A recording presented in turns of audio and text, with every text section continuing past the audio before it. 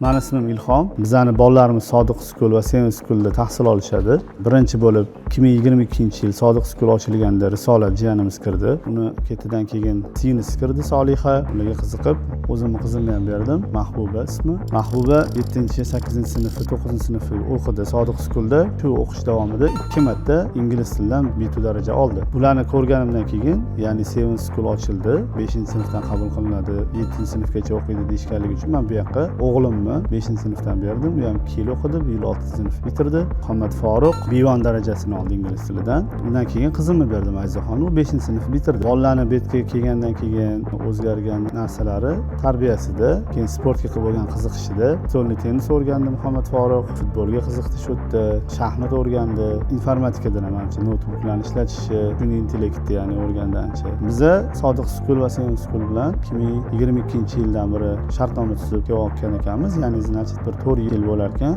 Bunga sabab bolalarning bilim darajasi o'sayotganligi.